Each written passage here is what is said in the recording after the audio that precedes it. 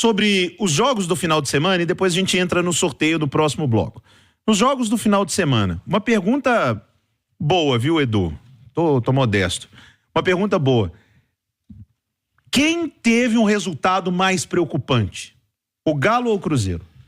Nenhum nem outro. Você não preocupa com nada, Edu? Não, porque eu acho que os dois resultados foram normais. Eu acho que o Cruzeiro perder pro São Paulo no Morumbi é normal. O empate do Atlético contra esse Bahia, não vejo nenhum absurdo também. Tem muita gente encarando o Bahia como se fosse o Criciúma, o Atlético Goianiense, o Cuiabá. E não é, cara. O Bahia tem um time muito forte, um time que vem jogando bem na temporada, uma defesa consistente, tem tomado pouquíssimos gols, um meio de campo com muita qualidade. E esse Bahia não conseguiu jogar contra o Atlético, né? Criou pouquíssimo, esse meio de campo foi praticamente anulado o jogo inteiro, mas se defendeu muito bem. Defensivamente, o Bahia superou o Atlético, o ataque do Atlético, e a defesa do Atlético superou o Bahia com a bola. Agora, foi um jogo de equilíbrio, o Bahia aproveitou melhor a sua oportunidade, o Atlético, que controlou com a posse de bola, não conseguiu criar tanto. Por isso que eu acho que nenhum dos dois resultados são preocupantes. Pode chamar atenção, nos últimos jogos, o Atlético tendo um pouco mais de dificuldade para criar. E no caso do Cruzeiro contra o São Paulo, Léo, além do resultado não ser preocupante, o desempenho, até a expulsão do Marlon, era o contrário, era surpreendente. O Cruzeiro era melhor que o São Paulo, estava criando oportunidades para empatar o jogo, mas aí veio a expulsão do Marlon e praticamente ali o Cruzeiro sucumbiu. Então não vejo como preocupação os resultados do final de semana, não. Na sua comparação, Ale, qual resultado traz alguma preocupação? Peraí, antes, o Ale tá tendo dificuldade para encontrar um negócio aqui. Peraí, isso aqui tem que ser Agora registrado. que eu achei a página. Faz favor. Quem é da minha geração, a mãe mandava na venda comprar alguma coisa e anotar no caderno. Ó, o caderno do Ale é igualzinho. Só que tá lotado. Se você não tá, se tá ouvindo a gente no rádio, venha pro YouTube, inclusive, se conecte aí agora no @Itatiaia Esporte, no Itatiaia Oficial, se inscreva no canal para ver o caderno do Ale Oliveira.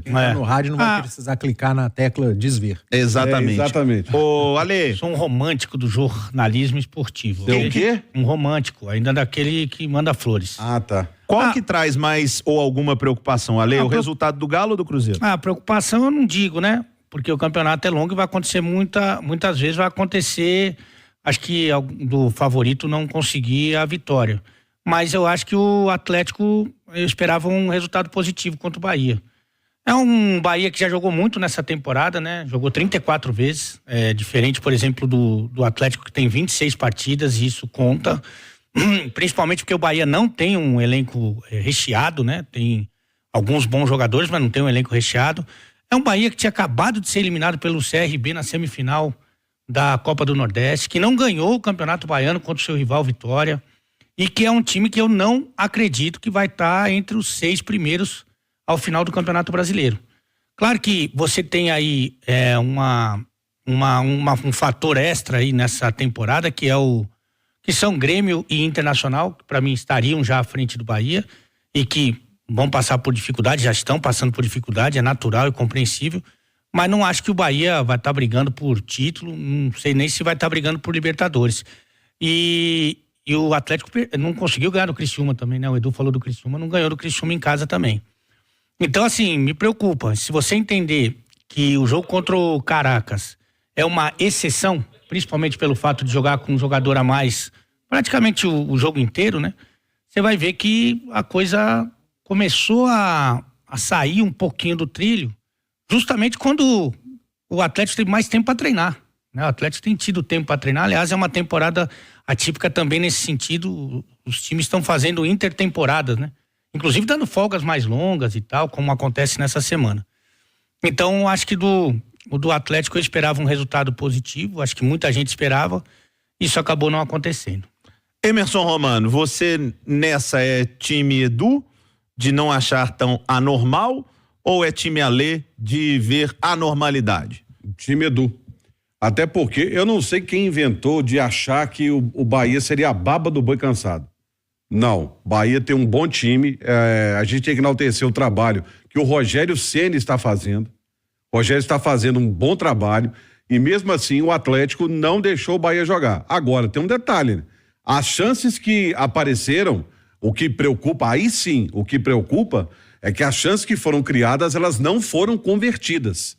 O Atlético voltou a ter esses problemas de erros de finalizações, o volume de jogo, de criação de jogadas aconteceram, mas o Atlético voltou a pecar de novo nas finalizações. O Atlético voltou a errar mais uma vez. E isso sim é preocupante. Agora, o resultado em si, para mim, não. Já o Cruzeiro, na minha opinião, foi o adversário que mais impôs dificuldades a esse São Paulo do Zubeldia. Do que eu acompanhei de jogos do São Paulo, o Cruzeiro foi o time que mais criou problemas para a equipe paulista. E mais, o que me chama a atenção no Cruzeiro, a expulsão prejudicou extremamente. Foi infeliz o Marlon, para dizer o mínimo. Mas o Cruzeiro é um time corajoso, mesmo com um a menos, procurou jogar, tentar chegar ao gol adversário, é um time que não baixa a guarda, e isso tem muito a ver com o trabalho do Seabra. 6h45, vai marcar o sinalzinho da Itália Esportes. E Emerson Romano, começando pela Sul-Americana, porque é meio nebuloso ainda imaginar quem o Cruzeiro vai pegar. Porque a Sul-Americana, ela manteve a data do sorteio com muita coisa ainda para ser decidida. Verdade. Então foi um festival de os primeiros do grupo tal, com o segundo do grupo, do terceiro, do disso, daquilo e tal. O que aparece num cenário agora para o Cruzeiro? As possibilidades. E as possibilidades são jogos grandes. É porque tem a turma que veio da Libertadores. Mas não entremos ainda na turma da Libertadores. Sim. Na turma da Sul-Americana. Pode ser o Boca Juniors, pode ser o Internacional. Do Fortaleza. Pode ser o Inter. Pode ser o Estudiantes. Que vai brigar com o Grêmio. O Grêmio, para ver quem vai ficar na Libertadores. Ali, E outra coisa, o jogo contra o Estudiantes é o Estudiantes, mano. Sabe? É um jogo que sempre tem um peso legal aqui, porque a torcida do Cruzeiro sempre vai querer ganhar do Estudiantes. 2009 é muito fresco na memória. 2011 o Cruzeiro, acho que 2011 o Cruzeiro ganhou o mata-mata. Mas é sempre bom ganhar do Estudiantes. Então, aí vem uma camisa pesada. Descendo da Libertadores, aí tem um monte de possibilidade. Por quê? Porque o grupo do Grêmio mexe, empurra muito ali pra cima, pra baixo, quem que vai, quem que não vem. Mas o que a gente pode dizer? A chave do Cruzeiro a gente já viu. O caminho do Cruzeiro tá meio que pautado ali. E acho que a chave, o lado que o Cruzeiro foi bom, mano. Eu achei também que ficou bom, Léo, porque é o seguinte, sabe aquele negócio dos mares, o menor? Porque poderia ser muito pior. A coisa poderia ser muito mais cascuda pro Cruzeiro. A gente tá vendo na tela agora, poderia ser muito mais cascuda pro Cruzeiro. Olha só, pra você ver, o Cruzeiro tá do lado, né, direito da sua tela. É isso mesmo, o esquerdo da sua tela, né, Leozão? Porque o povo tá de frente pra mim aqui. Então, o Cruzeiro tá do lado esquerdo. Olha no lado direito, tem o Fortaleza, tem o Bragantino, possivelmente, contra o Barcelona de Guayaquil, tem o Cerro Porteño, tem o Atlético Paranaense. Não, e com o Corinthians. O Corinthians com o Bragantino. Barcelona ou Bragantino. Isso aí. Tem o Cerro Porteño ou o Furacão. Contra o Belgrano. O Racing da Argentina. E olha do lado do Cruzeiro, o Sportivo Ameliano. Que foi o primeiro na chave do Atlético Paranaense. O Independente Medellín e o Lanús. Cara, neste momento não se compara qual lado aí ficou. Não. E essa do Lanús, por exemplo, o Lanús conseguiu se classificar com 1 ponto só à frente do Cuiabá, que tá todo altos e baixos no grupo. Ô Ale, agora o Cruzeiro vai chegar outro Cruzeiro para essas oitavas de final, né? E também, vamos falar a verdade, verdadeira mesmo, ele não dava para pegar nada parecido com o que ele pegou na fase de grupos. Não. Não ia ter chance. Qualquer um que ele pegar aí é melhor do que aqueles times de lá. Aquele grupo do módulo 2 do Mineiro não vai pegar, não. Não vai pegar. Então, é natural que, mesmo com a classificação de forma direta, né, como campeão do grupo, que a partir dessa fase das oitavas de final, ele comece a pegar uns times bons. O que a gente pode falar agora, que eu acho que você sugestionou pra gente aí, né, até de forma deselegante para interferir no nosso comentário, é que ele fugiu de muita gente boa. Isso a gente pode afirmar. Só pega numa final, Edu. Um Corinthians, um Furacão, um Racing da Argentina, um Fortaleza. Mas pode pegar um Boca, um Inter, um Grêmio. Vai depender do que vai acontecer agora, né? Até sábado a gente vai... Cara, por que a Conmebol não fez esse sorteio na outra segunda? Eu pensei a mesma coisa. O que impedia a Conmebol de fazer esse sorteio na outra segunda? Então fica essa interrogação. É claro que olhando agora a chave, ficou bom. Ficou bom na teoria, obviamente, pro Cruzeiro. É uma chave que, se você olhar o outro lado tá mais forte, tem muita equipe brasileira, equipes com qualidade, que sabem jogar a competição. Fortaleza é um time que sabe jogar essa competição. O Racing é uma equipe forte do futebol argentino. Aliás, você vê nesse chaveamento da Sul-Americana, algumas equipes que são melhores do que equipes que estão nas oitavas da Libertadores. Verdade. Hoje, que jogam um futebol melhor, inclusive. Mas aí fica essa interrogação. Quem que o Cruzeiro pode pegar? Quem que pode sair nesse playoff? Quem que não pode? Por mais que ele na chave tenha sido legal, se você olhar as possibilidades, pode cair aí um Boca Júnior, um Inter de Porto Alegre, um Grêmio. Boca pressionado. Boca pressionado, mas pô, é o Boca, né? Porque ontem ele perdeu o Platense. Vamos inverter agora para Libertadores? Se você tá ouvindo a gente no rádio, tem condição de pegar o seu celular, tá perto do computador, venha pro YouTube da Itatiaia para acompanhar, inclusive agora na tela, as oitavas de final da Libertadores. Aí a gente já tem realmente um caminho bem traçado, tirando ali o adversário do Peñarol, que vai ser o primeiro do grupo C, que é o grupo do Grêmio, que vai ser definido, mas a gente já tem o caminho do Galo, para saber, inclusive, pode ter um segundo do grupo C aí no caminho, mas a gente já vê que o Galo vai jogar contra o San Lorenzo, da Argentina. Passando pelo San Lorenzo, o Galo encara quem vier desse grupo C ou o Fluminense, e numa semifinal, o Atlético possivelmente pode ter o River Plate ou o Tajeres, que vai ser um jogo duro lá na Argentina, esse conflito. Do outro lado, a gente tem Nacional do Paraguai contra o São Paulo, o Botafogo Nacional do Uruguai. Nacional do Uruguai, perdão, Romano. Obrigado pela correção. Botafogo e Palmeiras. Jogão. Peñarol e o primeiro do grupo C, o Flamengo contra o Bolívar. O Flamengo se deu bem, porque ele foi pro segundo pote, mas pegou o Bolívar, que foi o primeiro do grupo dele. Mas só que é o seguinte, tem um detalhe. Ele vai decidir na altitude onde o Bolívar ganhou todos os jogos. Mas quando o Flamengo foi lá, poupou uns jogadores, o Torcida ficou brava com o Tite, é diferente. Enfim, de um lado da chave, Edu, tem o Galo, o Fluminense e o River. Vamos colocar assim, os grandões aí. Porque o Fluminense foi o atual campeão da Libertadores. Do outro lado, você tem São Paulo, Palmeiras.